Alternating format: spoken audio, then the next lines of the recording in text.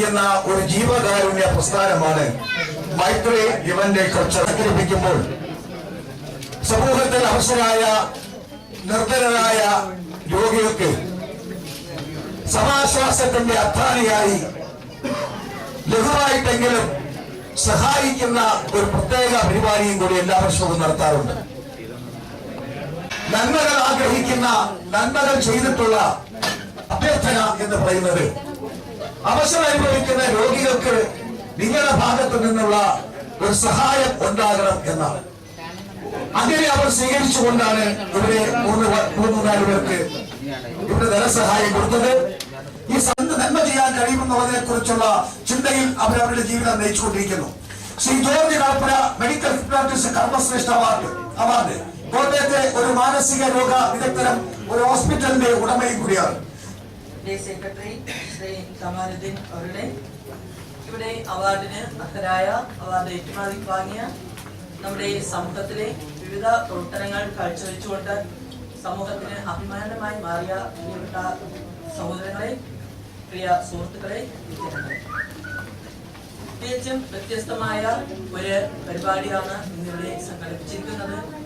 സാധാരണ നാം കാണുന്നതിന് അപ്പുറമായി സമൂഹത്തിന്റെ എല്ലാ മേഖലയിലും പ്രവർത്തിക്കുന്ന ജീവകാരുണ്യ പ്രവർത്തനങ്ങൾ കാഴ്ചവെച്ചുകൊണ്ടിരിക്കുന്ന പ്രിയപ്പെട്ടവരെ അവരെ അനുമോദിക്കുന്നതിനും അവരെ അംഗീകരിക്കുന്നതിനുമുള്ള ഒരു വലിയൊരു സംരംഭം.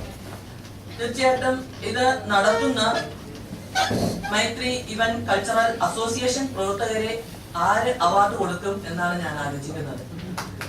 നമ്മുടെ എല്ലാവരുടെയും അവാർഡിന് അർഹരാണ് ഇവർ. നമ്മളൊക്കെ കണ്ടെത്തുകയും അത് ഇത്തരത്തിൽ ഒരു മീറ്റിംഗിൽ വെച്ച് മറ്റുള്ളവരെ അറിയിക്കുകയും ചെയ്യുക എന്നുള്ളത് ഏറ്റവും ബൃഹത്തായ ഒരു പരിപാടിയായി ഞാൻ കാണുന്നു. തീർച്ചയായും നിങ്ങൾ കാണിക്കുന്ന ഈ സേവനം, ഈ നല്ല മനോഭാവം തുടർന്നും നമ്മുടെ സമൂഹത്തിൽ നന്നായി പ്രവർത്തിക്കുന്നവർക്ക് പ്രചോദനം നൽകുന്നതായി തീരട്ടെ എന്ന് ആശംസിക്കുന്നു.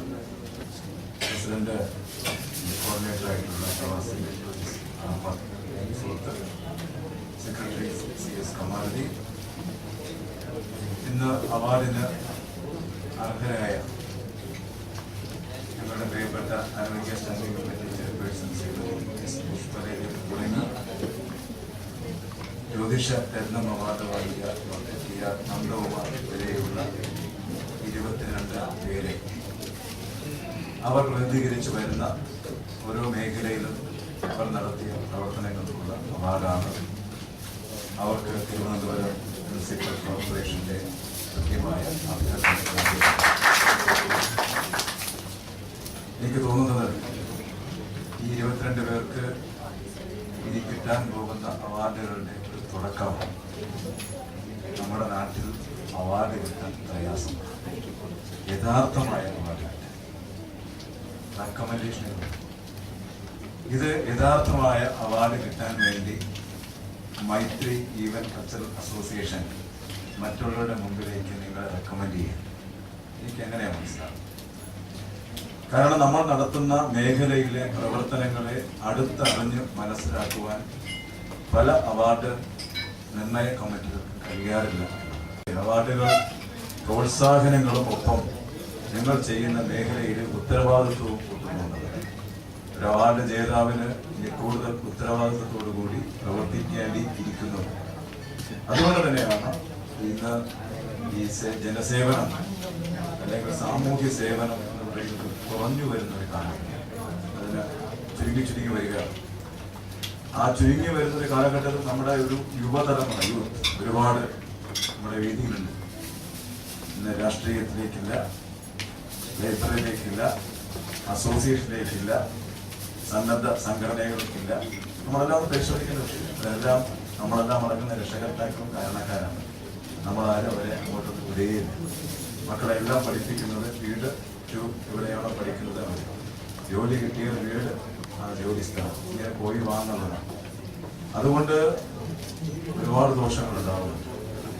നമ്മുടെ നാട്ടിലുണ്ടാവുന്ന ഒരുപാട് വളർത്തു ദോഷങ്ങൾ എന്ന് പറയുന്ന ഒരുപാട് ദോഷമുണ്ടാകും. നമ്മുടെ നാട്ടിൽ ഒരുപാട് സംഭവ വികാസങ്ങളൊക്കെ ഉണ്ടാകുന്ന അതിൻ്റെ ഭാഗമായിട്ട് തീർച്ചയായിട്ടും മൈത്രി ഈവന്റ് കൾച്ചറൽ അസോസിയേഷൻ്റെ നമ്മുടെ അഹമ്മദ് സാഹിബ് അടക്കമുള്ള ഞങ്ങളുടെ പഴയ സുഹൃത്തുക്കളാണ്. ഇത്തരം നഗരത്തിൽ ഒരുപാട് പരിപാടികൾക്ക് നേതൃത്വം നൽകുന്ന വ്യക്തിയും അദ്ദേഹത്തിൻ്റെ സുഹൃത്തുക്കളുമാണ്. ഈ അവാർഡ് നിങ്ങൾക്ക് ഭാവിയിൽ കൂടുതൽ നിങ്ങളുടെ പ്രവർത്തന മേഖല വിപുലപ്പെടുത്താൻ, ആത്മാർത്ഥതയോട് പ്രവർത്തിക്കാൻ, കൂടുതൽ ഉത്തരവാദിത്തോടു കൂടി പ്രവർത്തിക്കാൻ, ആ പ്രവർത്തനങ്ങൾ വഴി ഈ രാജ്യത്തിൻ്റെ ഏറ്റവും പരമോന്നത പുരസ്കാരങ്ങൾ വരെ നേടിയെടുക്കാൻ ഈ 22 അവാർഡ് ജേതാക്കൾക്ക് കഴിയട്ടെ. അതിൻ്റെ പ്രാഥമികമായി ആശംസിച്ചുകൊണ്ട് എൻ്റെ വാക്കുകളെ ഉപസംഹരിക്കുന്നു. നന്ദി, നമസ്കാരം.